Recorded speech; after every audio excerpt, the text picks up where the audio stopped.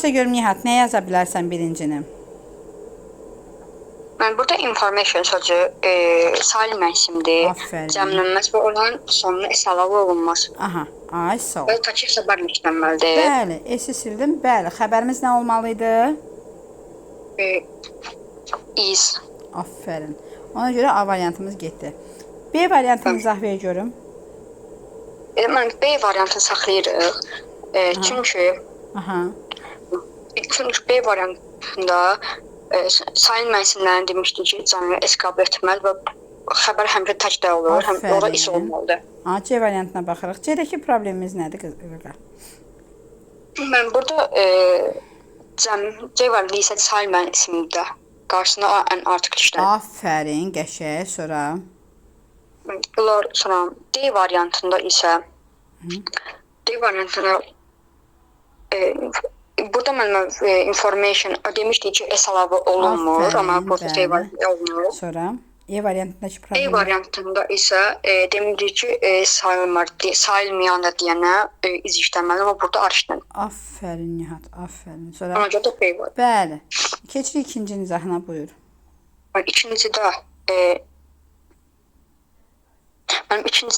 dedik ki, ikinciyə baxırıq. İkincidə advaysi məsləhətdir, bu da sayılmır.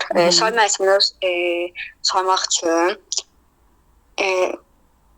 apik, advaysi sözlərindən istifadə etməliyik. Bəli, oflu birləşmələrdən istifadə edirik, misal üçün da, elə deyil. Burada da qarşısına nə var? Qarşısına nə var? Ona görə problemimizin də görə indi burada mövzu nədir? A variantı, C variantı, E variantı və D variantında advaysi cəmlənib deyənə bunlar çıxırıq. D variantındakı problemimiz nədir bəs? B variantında? D variantındakı problemimiz. D variantındakı problemi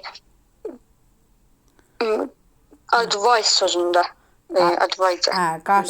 Qarşısına nə var? Ən article. Article demişdik, olmaz. Aferin. Amma biz demişdik ki, oflu, ümumiyyətlə, say mənsimləri necə saya bilərik? Biz ofdan əvvələ baxırıq. Oflu birləşmələr. For example, deyirəm ki, a piece of, a slice of, a bowl of, eləmi?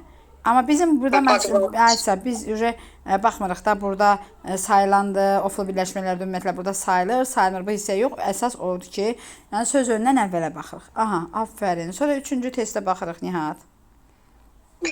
Üçüncü testdə biz qayda demişdik ki, iki hissədən ibarət olan əşyalar, məsələn, tərazilər, skot kimi. Aferin. Həmişə bunlar cəmdə olmalıdır. Ay, sağ ol. Sonra? Əhsən sənə. Tərazə sözünün sonunda S ilə işlənməli və xəbər həmişə cəmdə olmalıdır. Xəbərdə ar olmalıdır. Ay, indi burada hansı variantdır? Digər variant B variantıdır, amma birisi variantlarda xəbəri təkdir. Ay, sağ ol. Burada da S-i yoxdur deyənə problemimiz var. Burada da was verilib deyənə problemimiz var. Aferin Nihat. Sonra 4-ə baxaq oğul. Mən burada child, uşaq sözüdür. Sözün cəmi childrendir. Yox, child təkdir, children cəm. Aha. Children və child formalı ingilis dilində mövcud olmayan bir sözdür deyənə burada B variantını götürürük. Necə mövcud olmayan Nihat başa düşürəm. Yəni cəmlənməyən bir söz, es qəbul eləməyən bir söz deyə bilərik. Mövcud olmayan söz yox, es qəbul eləməyən bir söz deyə bilərik. Məsəl üçün child sözü cəmlənərkən children. A variantına baxırıq, child sözünün axırında es olduğu üçün A variantını çıxırıq. Həm də ki, xəbərimizdə es olmalıydı. Aha. Bəli, C variantında es olduğuna görə o birisində D variantının həmçinin child, E variantı child oluyor, qısa söz olduğu üçün. Burada child isə is olmalıydı. Ona görə problemdir. Burada da es qəbul, bəli, düz deyirsən. B variantı. Aferin sənə Nihat. Sonra 5-ə baxırıq. Knowledge, yəni bilik deməkdir. Düz tələffüz. Knowledge.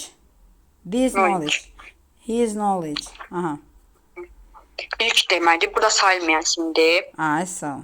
Bu sayılmayan olduğu üçün cəmlənə bilər. Yəni cəmlənə bilər. Amma cəm xəbərlə işlənə Cəm xəbərdə işlənə bilməz. Bəli, tək olar bilər. Aha, sonra? Məsələn, burada is olmalıdır. His knowledge is. Niyə knowledge, knowledge yox. Yadında saxla. K-nın hərf birləşməsi. K düşür, knowledge. Aha, başa düşdün. Burada niyə B variantı? Çünki A variantında ardı, yəni Aha, cəmlənib. bəli. C variantında həmçinin A və D variantında have olduğu Aferin Anihat, aferin. Sonra gəldik nəyə? 6-ya keçirik.